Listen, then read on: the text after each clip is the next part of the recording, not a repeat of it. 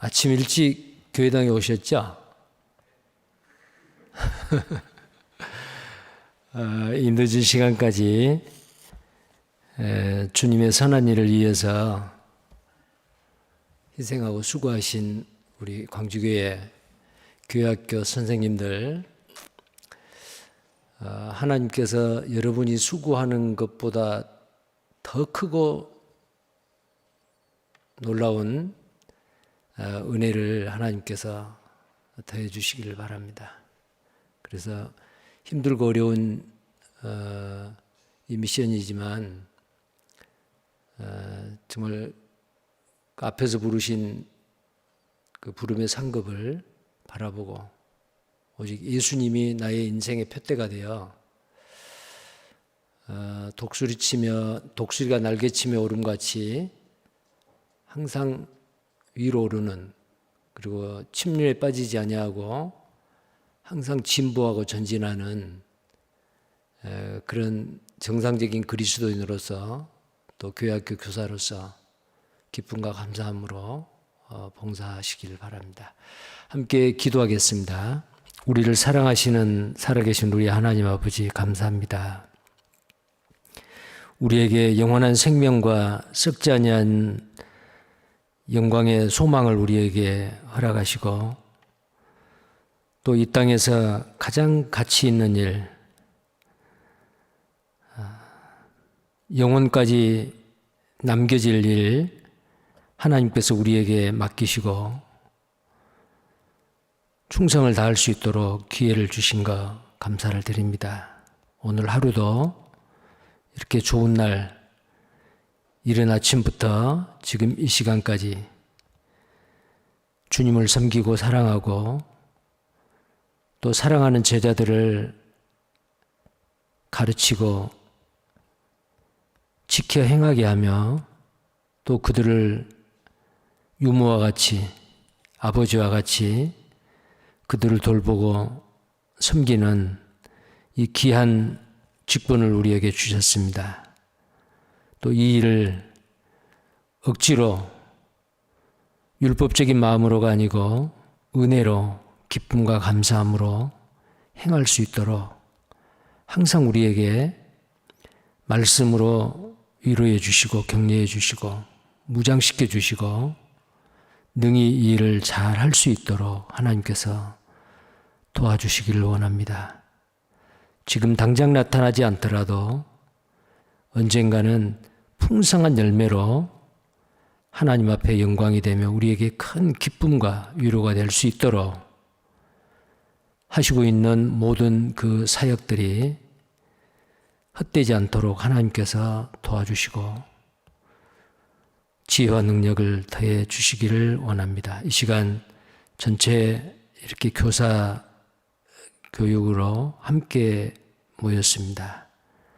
또 우리에게 필요하고 합당한 은혜의 말씀을 마음판에 새기게 하시고 한마디의 말씀이라도 내 삶에 등이 되고 빛이 될 수 있도록 하나님께서 이 시간 역사해 주시옵소서. 주 예수님 이름 받들어 기도드립니다. 아멘. 성경 말씀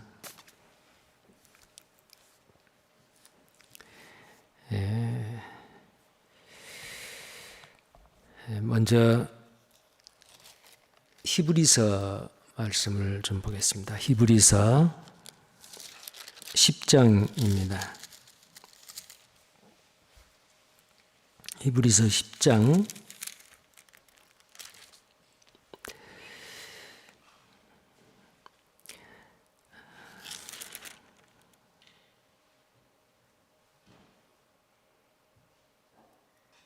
35절부터 제가 읽겠습니다.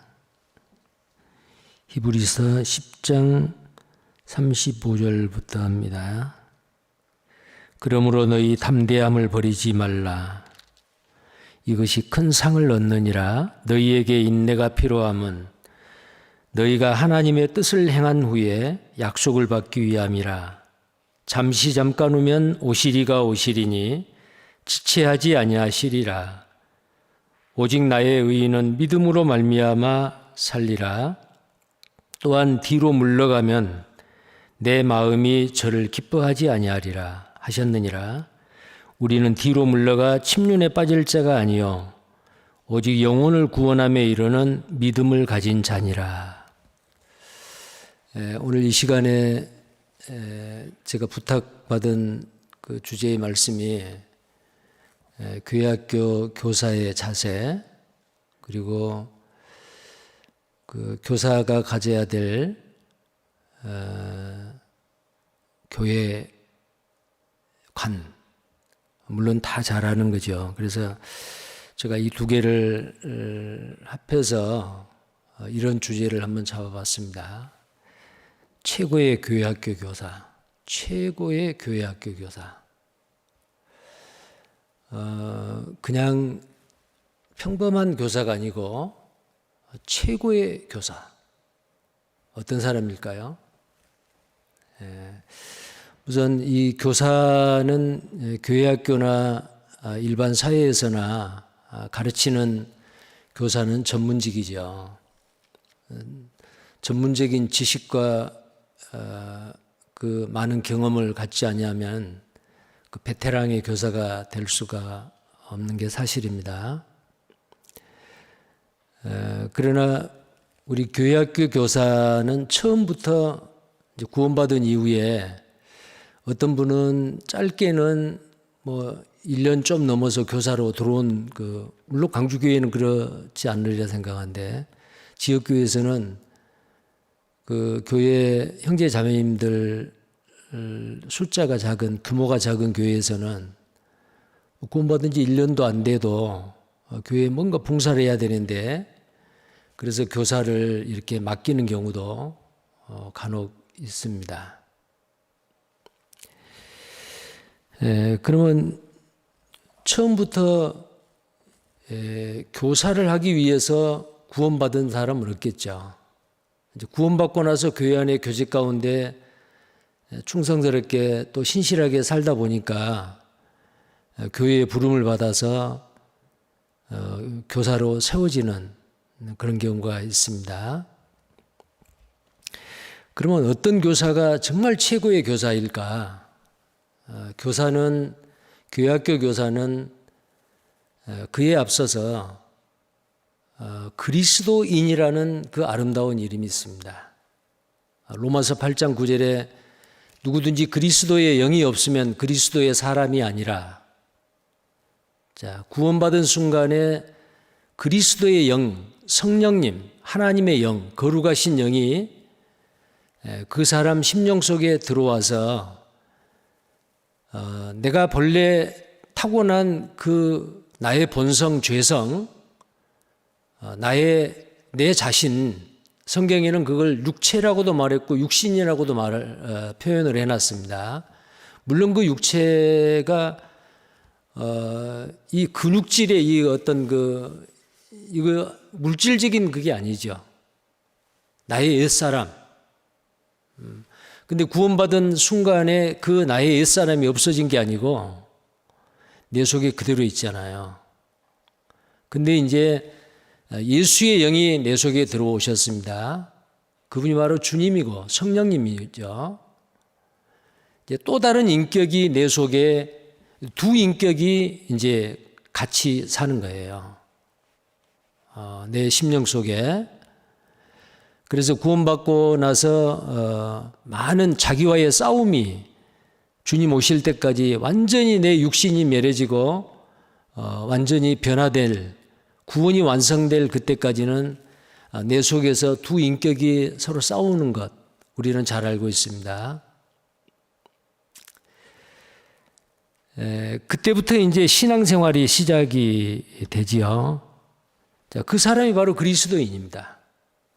구원을 받았다고 하는데 내 속에서 내적인 갈등이 전혀 없다. 내 육신의 소욕대로 구원받기 이전이라고 하는 그때의 삶하고 지금하고 전혀 변화가 없다. 그 사람을 그리스도인이라고 하기가 어렵잖아요. 그리스도의 영이 없는 사람은 그리스도의 사람이 아닌데.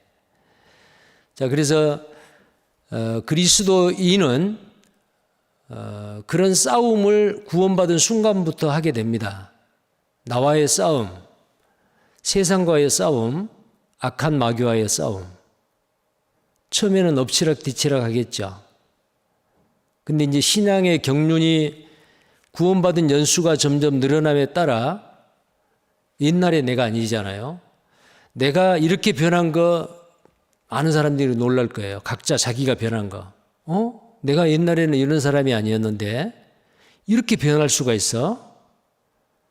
근데 우리 부모님 말씀도 잘 안 들었고 또 학교에서 선생님 말씀도 잘 듣지 않았는데 그분들이 아무리 좋은 말을 해도 내가 변화가 안 됐는데 이상하게 나는 변하네.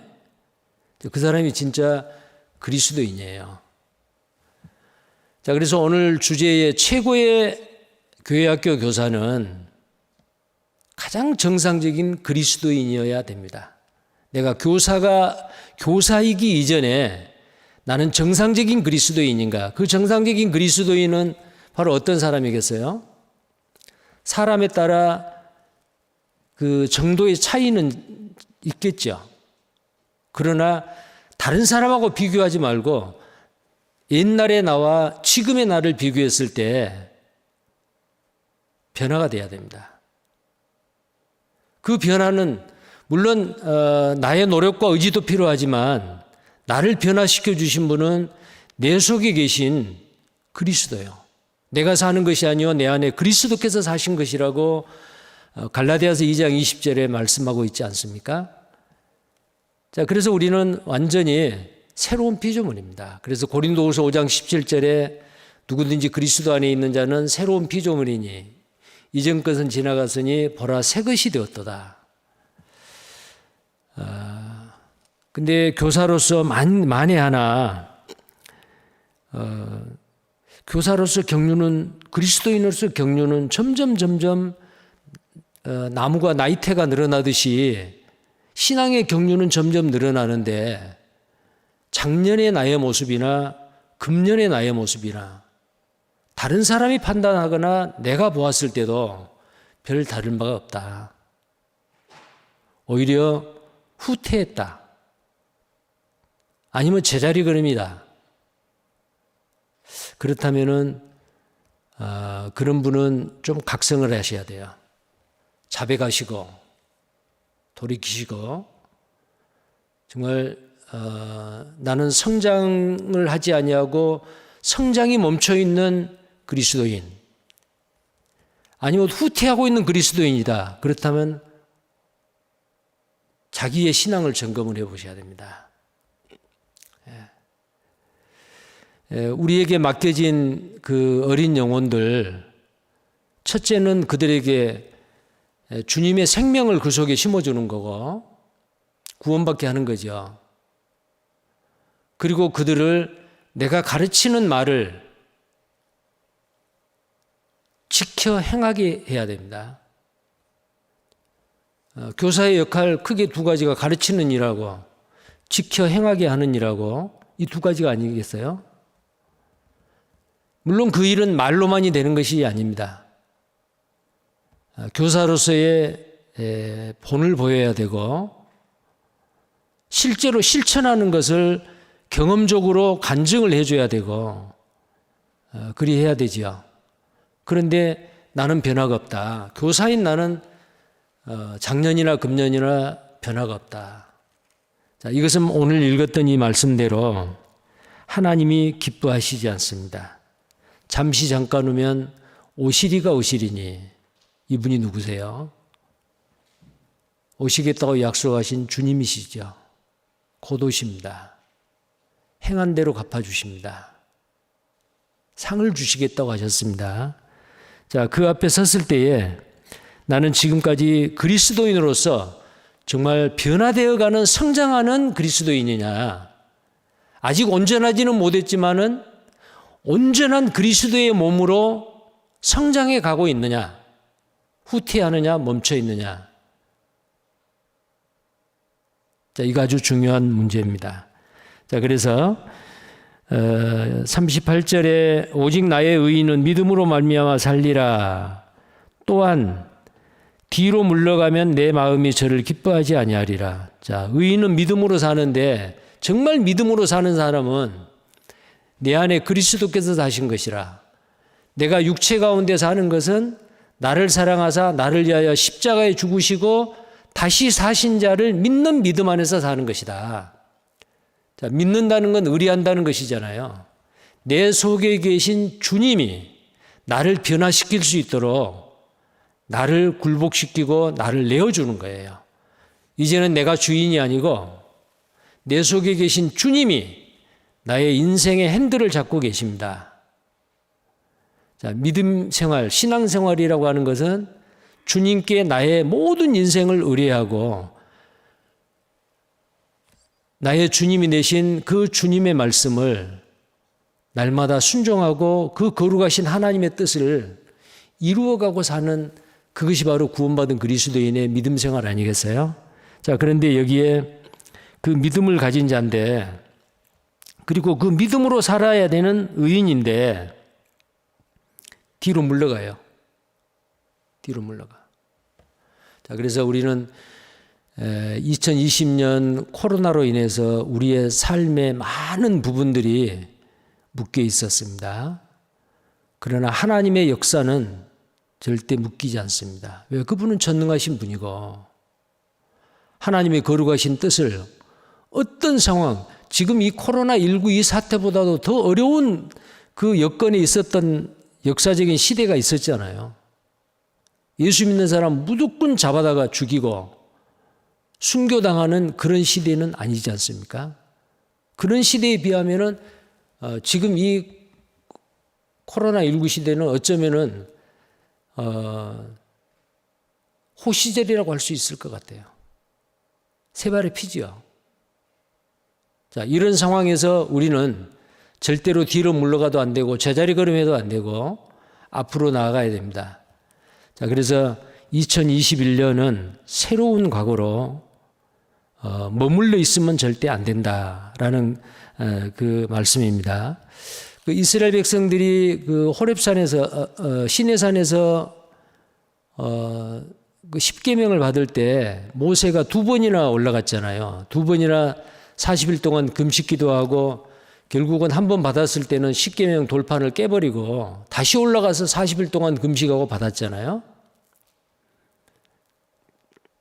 그때 하나님께서 이 모세를 통해서 하신 말씀이 있어요.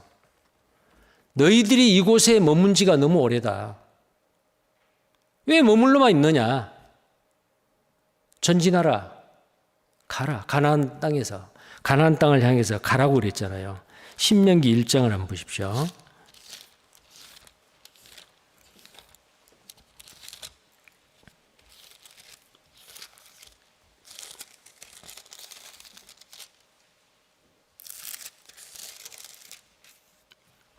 (6절) 말씀입니다.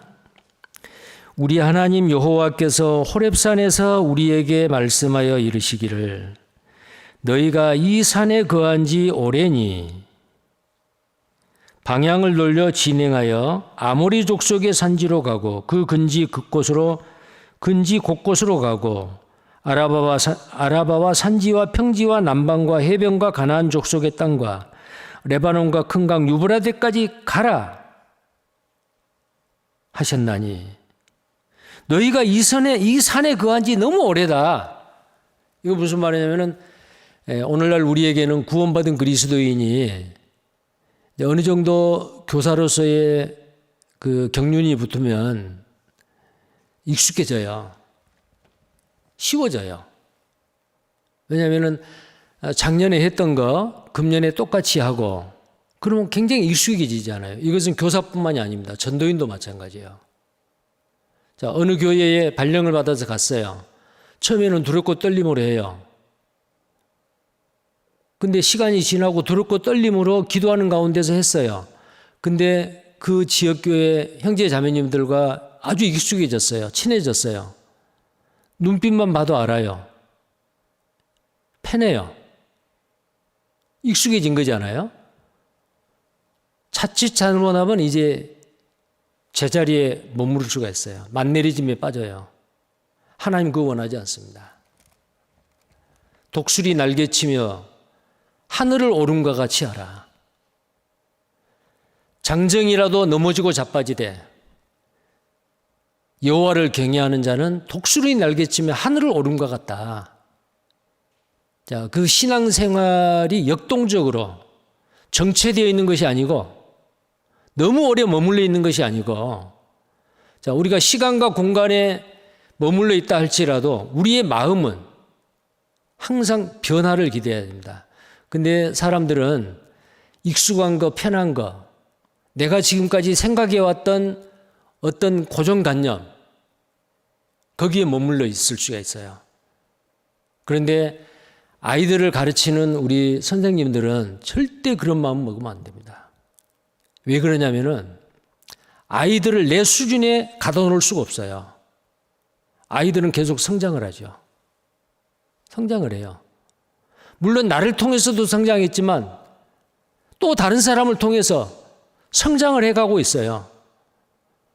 그런데 성장한 그 아이들에게 그 수준에 맞게 정말 더 성장할 수 있도록 뒤에서 부추기고 앞에서 끌어줘야 되는데 교사의 수준이 거기에 머물러 있다. 자, 그러면 어떻게 해야 돼요? 교사는 그 자리에서 다른 자리로 옮겨야 돼요. 자, 그래서 금년 2021년, 금년에 어떤 상황이 우리에게 또 닥칠지 우리는 알 수 없습니다. 그러나 우리에게 주어지는 환경 가운데서 정말 하나님이 나에게 맡긴 그 어린 영혼들을 정말 주님을 대하는 것 같이, 예수님은 그랬잖아요. 마태복음 25장 40절에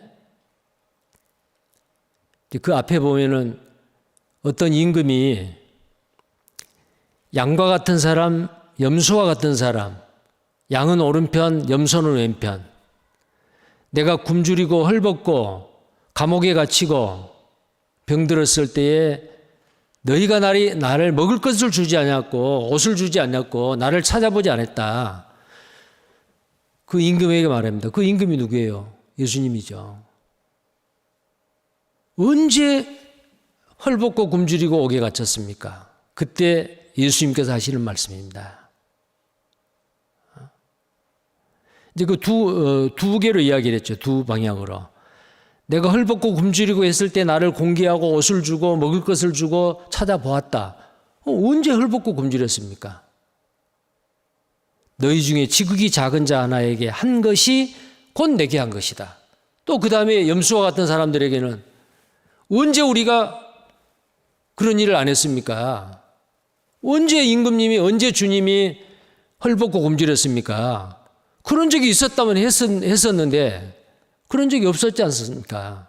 너희 중에 지극히 작은 자 하나에게 하지 않는 것이 곧 내게 하지 않는 것이다. 자, 하나님이 우리 선생님들에게 맡긴 그 어린 영혼들, 그들에게 한 것이 곧 주님에게 하는 것이라는 것을 지금은 실감이 안 날 거예요. 주님 앞에 가면은 놀라운 것으로 갚아주실 겁니다. 그래서 마태복음 18장에 보면, 자, 마태복음 18장을 한번 보시겠어요?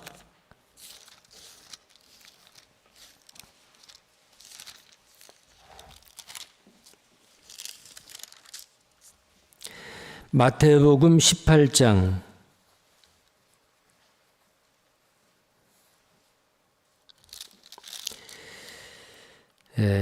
5절을 보겠습니다. 5절부터.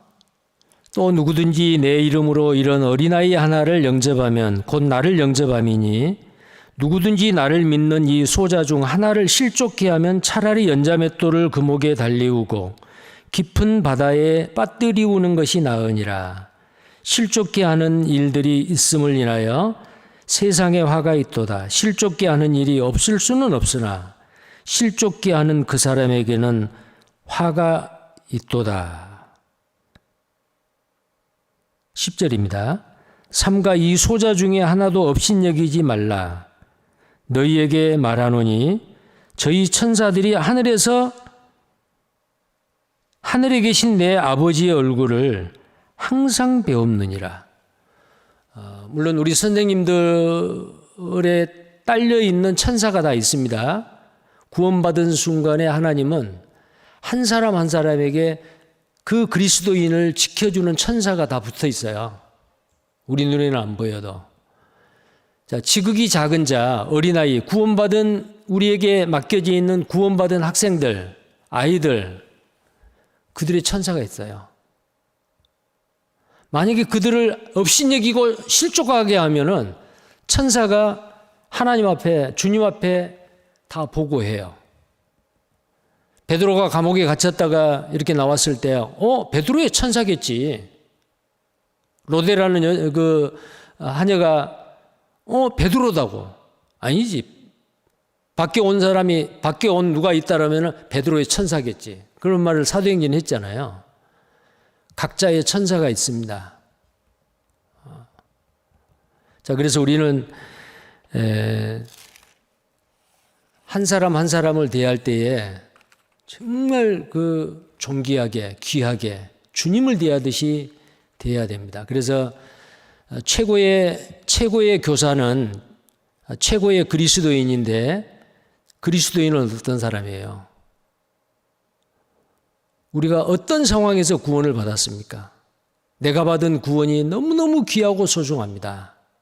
그렇다면 구원받은 그리스도인의 마음속에는 이걸 누구에게 전해야겠다, 그런 마음이 들잖아요. 왜 전합니까? 전하면은 그 사람이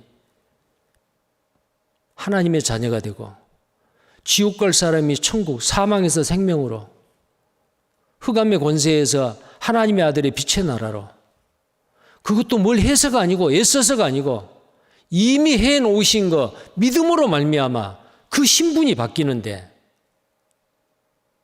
그 사람 지금 불행하지만 이거 믿고 구원을 받으면 행복해지는데, 내 구원이 확실하면은 다른 사람의 영혼을 걱정하고 사랑하는 마음이 당연한 거잖아요. 정상적인 그리스도인이라면 그렇습니다. 자, 그렇다면 교사는 어때요? 정상적인 그리스도인의 교사라면은 마땅히 그런 마음을 갖고 하나님이 더 가까이 붙여주신 내 제자들, 그렇게 귀하게 생각하고 섬겨야 되지 않겠어요? 그래 해야죠. 네. 자, 우리는 그들을 대할 때에 정말 사랑으로 대해야 됩니다. 정말 사랑으로. 그 고린도전서 16장을 보시겠습니다. 고린도전서 16장.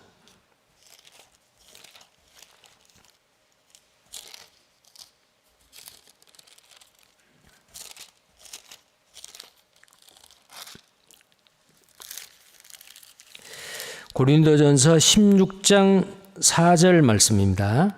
14절 말씀입니다. 같이 읽겠습니다. 너희 모든 일을 사랑으로 행하라. 자, 모든 일을 사랑으로 행하라 그랬습니다. 그리고 이제 22절에 보면은 누구든지 주를 사랑하지 아니하거든 저주를 받을지어다. 이게 무슨 말이에요? 그러면 주님은 우리 눈에 보이지 않는데 어떻게 누구를 사랑하는 것이 주님을 사랑하는 거냐? 너희 중에 지극히 작은 자 하나에게 한 것이 곧 내게 한 것이다. 너희 중에 지극히 작은 자 하나에게 하지 않는 것이 곧 내게 하지 않는 것이다. 그러면 그 지극히 작은 자는 우리가 가르쳐야 되고 지켜 행하게 해야 될 그 학생들 아니에요? 그들에게 하는 것이 주님에게 하는 거고, 그들에게 하지 않는 것이 주님에게 하지 않는 거. 뭘 해야 됩니까? 사랑하라.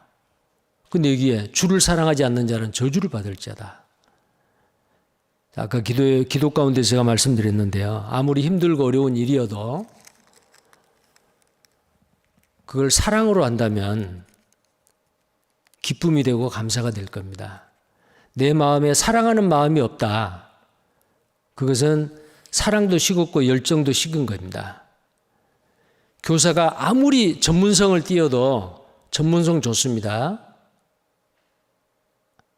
그런데 전문적인 지식은 충만한데 마음에 열정이 없다. 아이들을 사랑하는 마음이 없다. 귀찮다. 차라리 비전문가가 그 아이를 가르치는 게 100번, 1000번 낫습니다. 근데 우리는 아까 제가 말씀드렸죠. 자칫 잘못하면 익숙해지고 쉽고 편하고 만내리짐에 빠지면 그 열정과 사랑도 식는 수가 있습니다. 그래서 우리는 항상 말씀으로 자기를 일깨우고 자기를 이렇게 각성을 해서 정말 내가 맡고 있는 이 일이 정말 열정 없는 하나의 봉사가 되지 않도록 그렇게 우리는 항상 자기를 돌아보고 하셔야 될 것입니다. 특히 이제 오늘 신입교사 임명이 있잖아요. 수료한 그 임명이 있는데 그 새로 신입교사로 오신 분들은 그분들 중에서는 정말 두렵고 떨림으로 앞으로 어떻게 우리 학생들, 아이들을 정말 신앙의 본을 보이고 말씀을 올바르게 가르칠까 정말 그런 아주 기도하는 마음이 있을 거예요. 두렵고 떨리는 마음. 그 마음이 최상입니다. 전문성은 좀 떨어져 있어도 아직 지식은 좀 부족해도 그 사랑하는 마음과 열정에 그리스도의 마음만 있다면 충분합니다. 그리고 여기 계신 여러분들 오늘 읽은 그 본문 말씀대로 제자리 걸음이나 침륜에 빠지고 뒤로 물러가면 기뻐하지 않는다고 했죠. 그러면 나를 돌아보았을 때 나는 괜찮은 교사인가? 자기 점검을 할 수 있는 방법이 있습니다. 작년하고 금년하고 자기를 한번 비교해 보세요. 다른 사람하고 비교하면 안 돼요. 왜냐하면 달란트가 다르기 때문에. 내가 작년과 금년이 내 마음의 자세나 실제로 내 생활 가운데 어떤 습관이나 말씀을 사모하는 마음이나 아이들을 사랑하는 그 강도가 작년과 금년 똑같은가?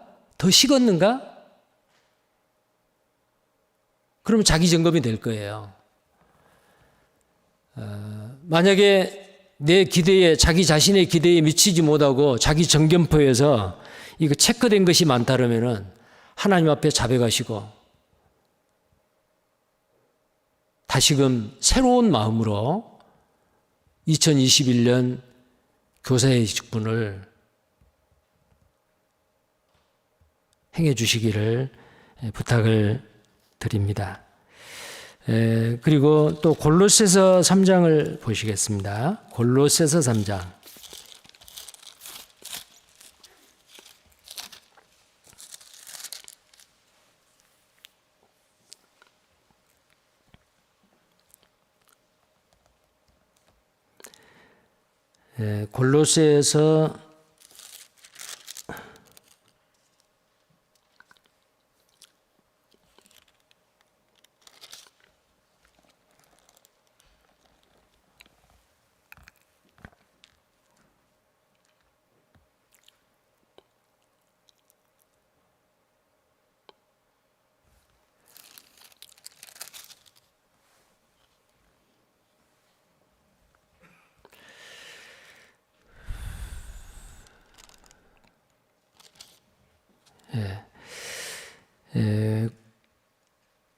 골로새서 3장 23절 말씀입니다. 23절, 24절 함께 읽겠습니다. 무슨 일을 하든지 마음을 다하여 주께 하듯 하고 사람에게 하듯 하지 말라. 이는 유업의 상을 주께 받을 줄 알미니 너희는 주 그리스도를 섬기느니라.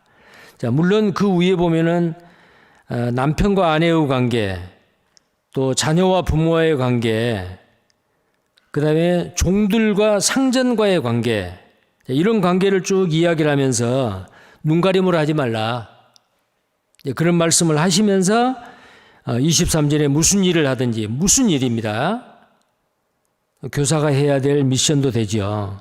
무슨 일을 하든지 마음을 다하여 주께 하듯 하고 사람에게 하듯 하지 말라. 이는 유업의 상을 주께 받을 줄 알미니 너희는 주 그리스도를 섬기느니라. 자, 이렇게 말씀하고 계십니다. 자, 그래서 최고의 교사는 가장 정상적인 그리스도인, 침륜에 빠지지도 아니하고 제자리 걸음도 아니고 뒤로 물러가지도 아니하고 날마다 진부하는. 그래서 사도 바울 사도께서는 디모데에게 너의 진보를 보이라. 자, 그렇게 말씀하고 있잖아요. 너의 진보를 보이라.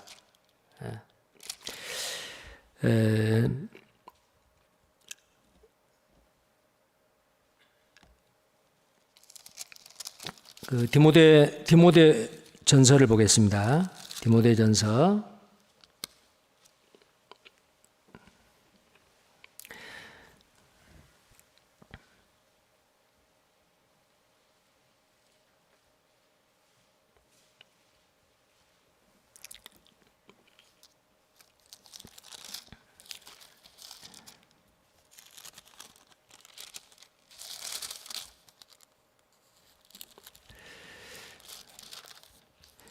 이 말씀 앞서서요. 이 말씀 앞서서 이제 교사들이 어떤 사명을 가지고 어떤 역할을 하고 또 어떤 마음의 자세로 개괄적인 것을 방금 말씀드렸는데 정말 누가 교사인가? 구원받은 그리스도인이 먼저인데 정상적인 그리스도인으로서의 교사, 교사의 자격은 어떤 사람이 이런 자격을 갖추는 것인지, 자, 이런 부분에 대해서 좀 말씀을 드리겠습니다. 먼저 교사의 자격으로 고린도전서 4장 15절을 먼저 보시겠습니다. 고린도전서 4장 15절.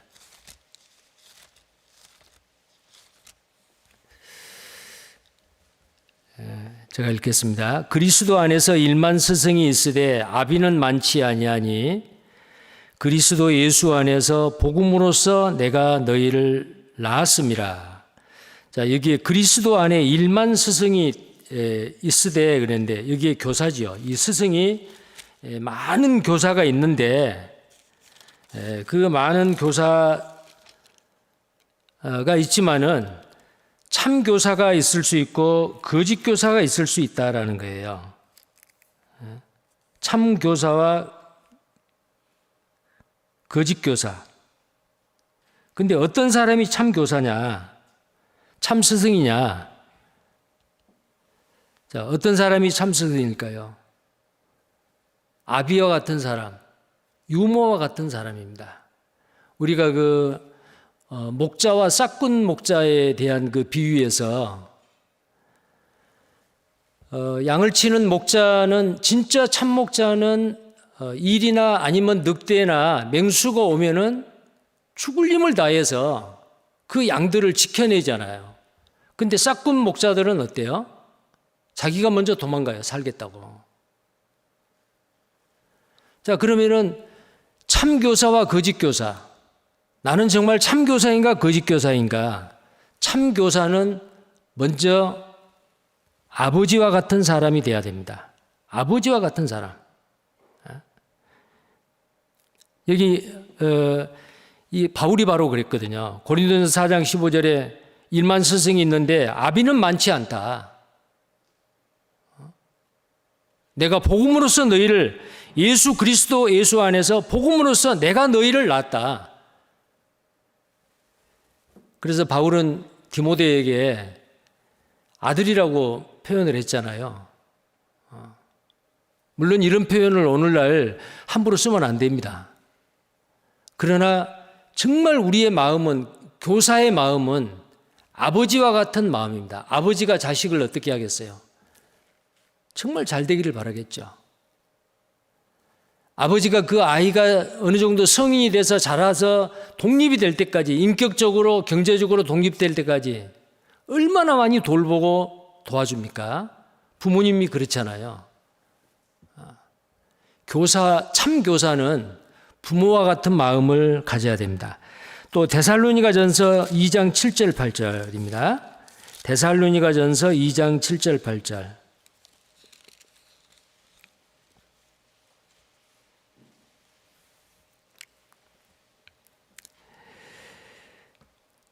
같이 읽겠습니다. 오직 우리가 너희 가운데서 유순한 자 되어 유모가 자기의 자녀를 기름과 같이 하였으니 우리가 이같이 너희를 사모하여 하나님의 복음으로만 아니라 우리 목숨까지 너희에게 주기를 즐겨함은 너희가 우리의 사랑하는 자 됨이니라. 사도 바울은 복음을 전했는데 이 복음을 전하고 가르쳤을 때에 마치 유모가 자녀를 기름과 같이 했다. 단 복음만 전하고 가르쳐 주는 것이 아니고 목숨까지도 너희에게 주기를 즐겨했다. 이렇게 말하고 있습니다. 그런데 이 사도 바울은 뭐라고 이야기를 하고 있냐면은 사도 바울은 교사로 부름을 받았다라고 디모데후서에서 말씀을 하고 있습니다. 나는 교사로 부름을 받았다. 이렇게 이야기를 하죠. 그래서 이 교사는 정말 부모와 같은 그런 마음으로 아이들을 대하는 그 교사가 참 교사다라고 말할 수가 있는 겁니다. 자, 그 다음에 이제 우리는 교사로 부름을 받았습니다. 디모데후서입니다. 디모데후서 1장 11절입니다.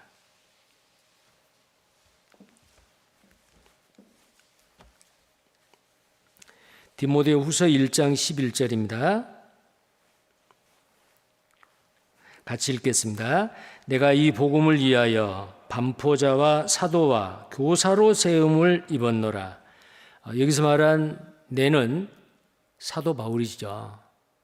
자, 사도 바울은 이방인의 사도인데 여기에 자기는 교사로 세움을 받았다. 그래서 사도 바울은 교회 교사로서의 대선배죠. 교사입니다. 이렇게 부름을 받았습니다. 또 디모데전서 1장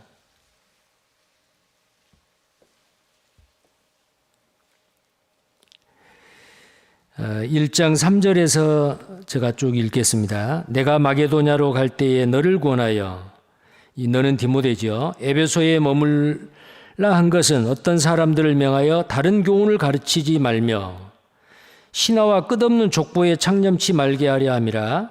이런 것은 믿음 안에 있는 하나님의 경륜을 이름보다 도리어 변론을 내는 것이라. 경계의 목적은 청결한 마음과 선한 양심과 거짓이 없는 믿음으로 나는 사랑이언을 사람들이 이에서 벗어나 헛된 말에 빠져 율법의 선생이 되려 하나 자기의 말하는 것이나 자기의 확증하는 것도 깨닫지 못하는도다. 자, 이 사람들은 어떤 사람이요? 거짓 교사지잖아요. 신화와 끝없는 족보에 창념하고 올바른 것을 가르치지 못하고 그리고 청결한 마음과 선한 양심을 갖지 못한 사람들이에요. 이런 사람들은 자기의 말하는 것이나 자기의 확증하는 것도 깨닫지 못하고 자기 것이 아닌 것을 앵무새같이 전한 거예요. 율법을 전하는데 자기들도 지킬 수 없는데 자기들도 지킬 수 없는 그 율법을 강요를 하는 거예요. 이론이잖아요. 만약에 율법을 가르치는 이 거짓 선생들이 참으로 뭔가 양심적으로 가르친다면 그 율법을 지키고 내가 이렇게 지키고 있다 보여야 할 거 아니에요. 자기들도 못 지키고 깨닫지도 못하는 거. 자, 우리는 여기에서 교훈을 받아야 됩니다. 우리가 공과 공부를 하고 아이들한테 이 성경을 가르칠 때 내가 이거 이해하지 못하는 것을 이렇다라고 가르친다면은 내가 깨닫지 못하는 것을 가르쳐요. 내가 깨닫지 못하기 때문에 생활 가운데서 이 말씀을 적용을 못해요. 그런데 그걸 아이들한테 가르쳐요. 맞지 않잖아요? 그게 거짓 교사인 거예요. 참 교사와 거짓 교사가 구분이 되는 겁니다. 그 다음에 교사의 책임이 있습니다. 우리는 교사의 자격에 대해서 말했고, 교사의 부름에 대해서, 그 다음에 교사의 책임입니다. 디모데전서 4장입니다. 디모데전서 4장.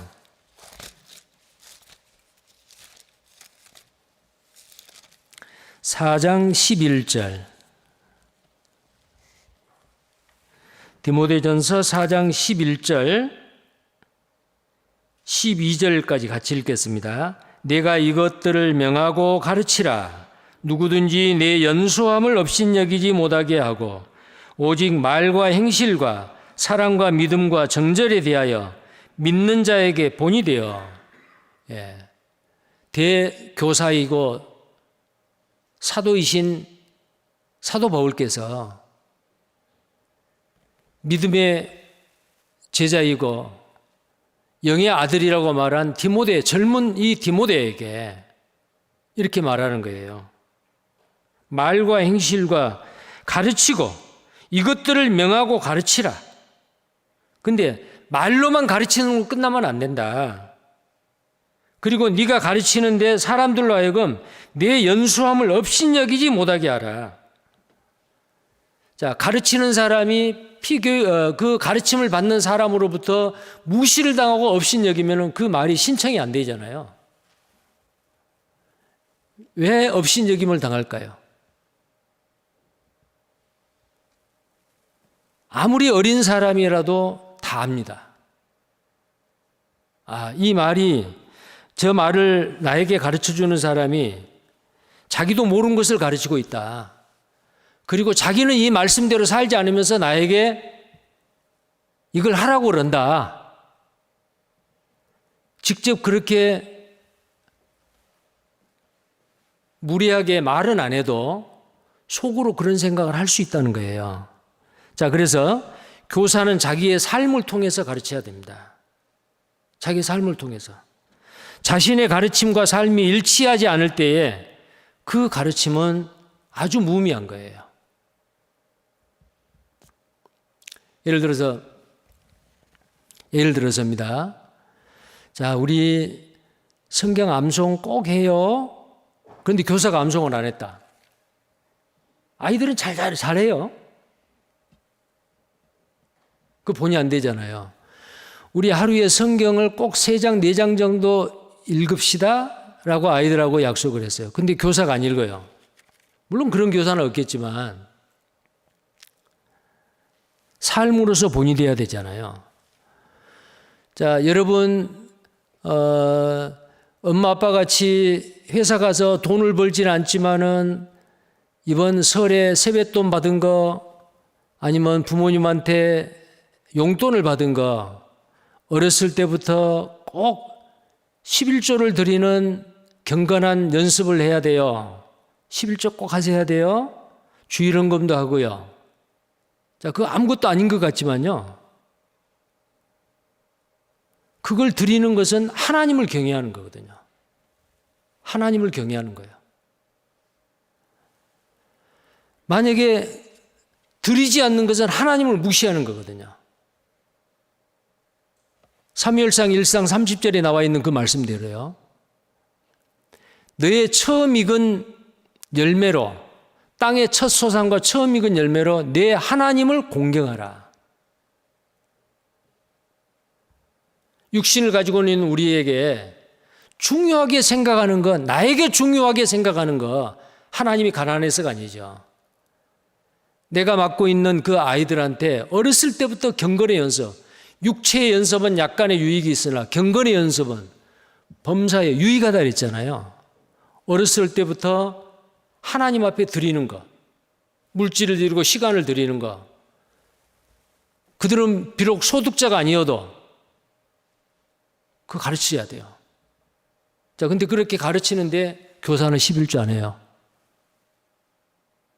교회에서 지정된 그 여러 가지 헌금 목록이 있잖아요. 그건 약속이거든요. 그게 다른 데 쓰여지는 게 아니고 정말 잃어진 영혼을 건져내는 그 일에 귀하게 쓰여지는 물질이잖아요. 그런데 내가 선택해서 해요. 참여를 안 해요. 만약에 그런 교사가 있다면 그 교사를 통해서 배우는 학생들은 어떨까요?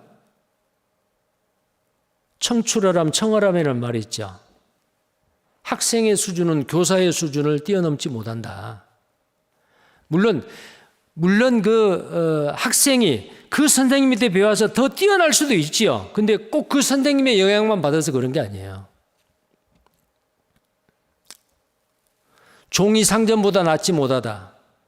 제자가 스승보다 낫지 못하다. 성경에서는 말하고 있잖아요. 그래서 내가 삶의 본을 보이지 아니하고 말로만 아이들을 가르침으로 인해서 아이들이 더 성장할 수 있는 그 신앙을 내 수준에서 가둬놓고 있고 묶어놓고 있지는 않는지, 이것은 주님 앞에 정말 죄입니다. 교사의 책임이죠. 그래서 야고보서 3장 1절에 잘 아시는 말씀대로 내 형제들아 너희는 선생된 우리가 더 큰 심판을 받을 줄을 알고 많이 선생되지 말라 라고 말하고 있지 않습니까? 자, 그 다음에 히브리서 13장 17절입니다. 히브리서 13장 17절입니다. 네.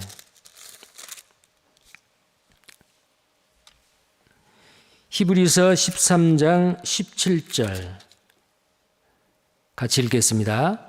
너희를 인도하는 자들에게 순종하고 복종하라.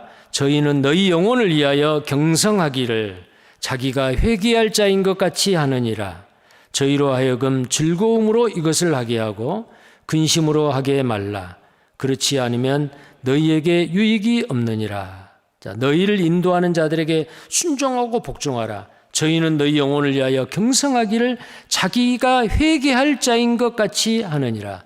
자, 내가 가르치는 아이들이 정말 주님 앞에, 주님 오시는 날 그 앞에 섰을 때에 하나님 앞에 이 아이의 삶이 어떻게 평가될까?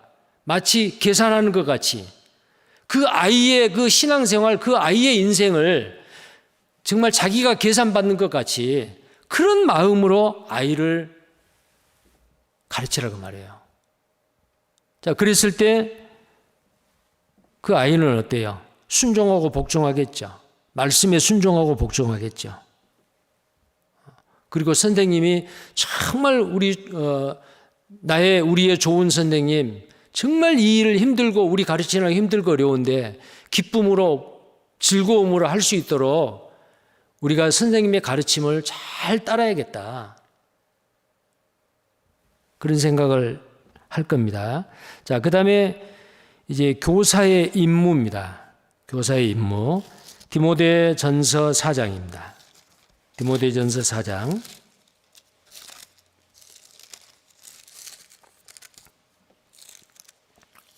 13절부터입니다.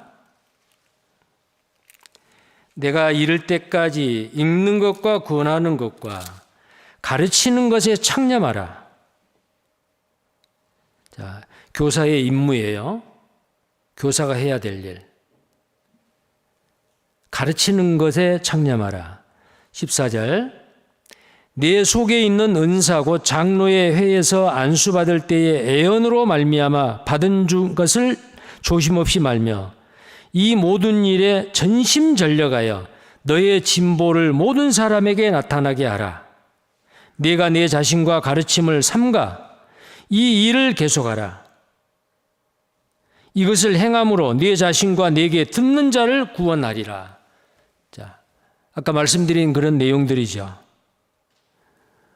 절대로 제자리 걸음 태부해서는 안 됩니다. 전진하고 위로 올라가는 신앙생활, 날마다 변화되는 그리스도인, 그게 최고의 그리스도인이고 정상적인 그리스도인입니다. 정상적인 그리스도인이 정상적인 교사고 최고의 그리스도인이 최고의 교사가 될 겁니다. 이것을 행하라 그랬어요.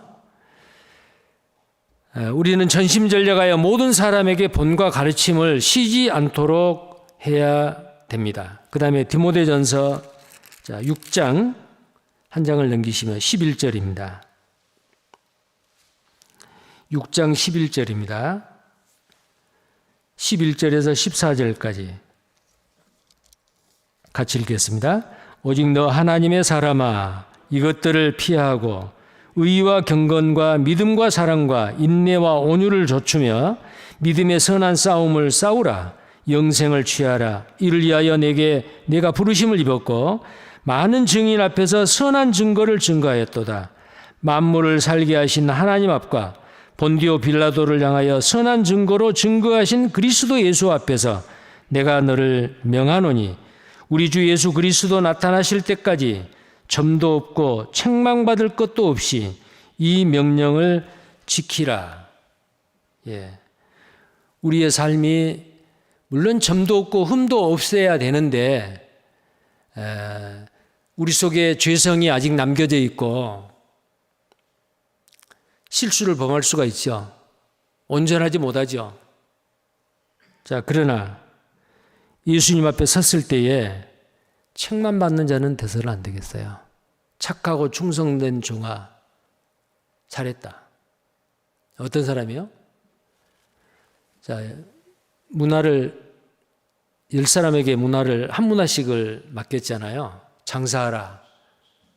내가 돌아올 때 보겠다. 근데 장사했어요. 한 문화를 가지고 10문화를 남긴 사람이 저는 10문화를 남겼습니다. 착하고 충성된 종아. 칭찬했죠. 근데 한 문화를 수건에 싸놔서 땅속에 묻었다가 그대로 파서 가지고 온 그 사람. 악하고 게으른 종아. 자, 한 문화를 10문화로 만드는 사람 어떤 사람이겠어요? 하나님이 나에게 주신 달란트, 은혜. 거기에 물론 구원의 은혜까지도 포함해서요. 구원받은 이후에 나의 삶을 온전히 헌신하고 사는 삶. 10이라고 하는 것은 열이라고 하는 전부를 나타내잖아요. 5문화를 남겼다. 자기 인생의 50%를 헌신하고 살았다. 한 문화를 남겼다. 구원받은 것 딱 그것뿐이다.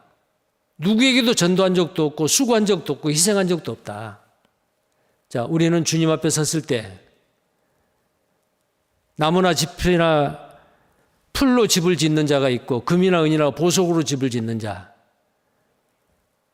그때에 나무나 짚이나 풀로 집을 짓는 자는 다 타버리고 불 가운데서 얻는 구원과 같다. 그런데 금이나 은이나 보석은 불을 통과해도 타지 않는 하나님의 영광을 위해서 구속의 은혜를 선포하고 사는 사람과 내가 이 땅에서 했던 그 일들이 주님 앞에 가면은 불에 타버리고 하나도 남겨지지 않을 그 육신의 일을 위해서 살았던 사람, 분명히 차이가 있지 않겠어요? 분명히 차이가 있습니다. 자, 그래서 여기 있는 이 말씀대로 우리는 주님 앞에 섰을 때에 점도 없고 책망받을 것도 없이, 그럼 점도 없고 책망받을 것이 없이 하려면 어떻게 해야 돼요? 이 명령을 지키라. 우리에게 하나님이 맡겨주신 그 아이들에게, 구원받지 못한 아이들에게는 그리스도의 생명을 전해주고 복음을 전해서 구원받게 하고, 이미 구원받은 그 아이들에게는 이제는 하나님의 사람으로서 온전하게 말씀대로 살도록, 말씀을 지키면서 살도록, 순종하며 살도록 우리가 행하는 것이 교사의 임무이지 않겠습니까? 자, 교사의 거짓 교사와 참 교사의 차이는 인격과 삶의 간증입니다. 바른 행실과 책망받을 것이 없는 삶으로 헌신될 것을 강조합니다. 교사는 단순히 바른 가르침만을 제공하는 말장이가 되어서는 안 됩니다. 그는 말과 행실의 가르침을 겸하여 행해야 하는 것입니다. 자, 그랬을 때에 우리는 주님 앞에 갔을 때 정말 칭찬받는, 잘했다라고 칭찬받는 그런 사람이 될 것입니다. 자, 마지막으로 교사의 역할입니다.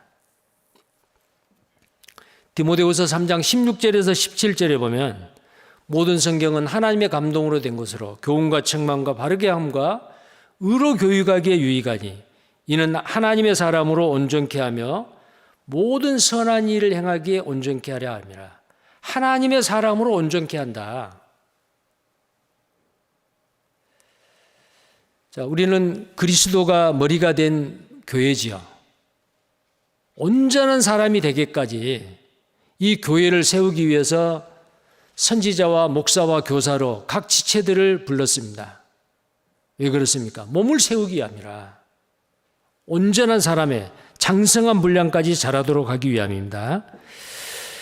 디도서 2장 15절에 너는 이것을 말하며 권면하며 모든 권위로 책망하여 누구에게든지 업심여김을 받지 않도록 하라. 자, 우리는 교사의 자격을 얻고 교사로서의 부르심을 받아 맡겨진 일에 최선을 다할 준비가 된 교사라면 이제 무슨 일을 시작해야 하겠습니까? 고민을 할 겁니다. 야, 나는 이제 교사로서 임명을 받고 이제 교사로 부르심을 받아서 맡겨진 일에 최선을 다한 그 교사로 준비됐다고 한다면 이제 나는 무슨 일을 해야 하는가 고민하지 않겠어요? 무슨 일을 해야 되겠는가 고민할 겁니다. 자, 교사의 기본적인 역할은 일단 가르치는 것과 지키게 하는 것으로 나눌 수가 있습니다. 자, 그 후에 반드시 이제 나타나는 문제가 그러면 무엇을 가르칠 것인가? 어떻게 가르칠 것인가? 어디까지 가르칠 것인가? 이것은 이제 여러분이 교사를 계속하면서 항상 연구하고 노력하는 그런 교사로서 행해 주시기를 바랍니다. 이 교사는 아무나 하려고 하지 않습니다. 왜냐하면 아까 야고보서 3장 1절에대로 많이 선생되기 원하지 마라. 왜냐하면 선생될 자가 더 큰 책망을 받는다. 그랬잖아요. 이제 그 말이 들어와가지고 선생 안 하려면 교사 안 하려면 누가 하겠어요? 여러분 정말 감사합니다. 다른 사람이 다 꺼려하고 이렇게 선뜻 뛰어들지 못하는 이 교사의 이 어려운 이 직분을 여러분들이 순종함으로 받았습니다. 자, 그래서 그러나 힘들고 어려운 일일수록 가치가 더 있습니다. 여러분이 한 사람 한 사람을 세워갈 때에 나를 통해서 가르침을 받는 사람이 또 다른 사람을 가르칠 수 있는 사람이 될 수가 있잖아요. 자, 교회학교 출신들이, 광주교회 교회학교 출신들이 또 교회학교 교사가 많고 또 교회학교에서 배웠던 그 분들이 전도인으로도 많이, 선교사로도 많이 나가 있습니다.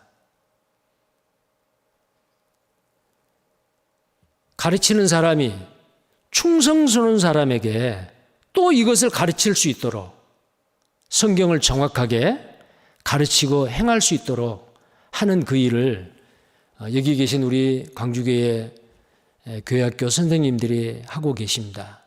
정말 중요한 일이고 아주 막중한 일이고 가치 있는 일입니다. 자, 이 일을 잘 하실 수 있도록 정말 두렵고 떨림으로 열정과 사랑으로 이 일을 해 주시기를 부탁을 드리겠습니다. 기도하겠습니다. 거룩하시고 자비로우신 하나님 감사합니다. 우리를 교사로 불러주시고 하나님의 말씀을 맡기셨습니다. 어린 영혼들에게 정말 하나님의 사람으로 온전케 하신 이 진리의 말씀 올바로 가르치게 하시고 삶의 본을 보여 정말 그들이 또 본을 받도록 우리의 모든 삶이 말로만이 아니고 우리의 삶 자체로 정말 훌륭한 교사가 될 수 있도록 하나님께서 도와주시고 역사해 주옵소서. 우리를 날로 변화시켜 주시고 어제의 내가 아닌 오늘의 나 정말 하늘을 나름같이 날마다 진보하는 우리 모든 교사 형제 자매님들이 될 수 있도록 도와주시고 역사해 주옵소서. 주 예수님 이름 받들어 기도드립니다. 아멘.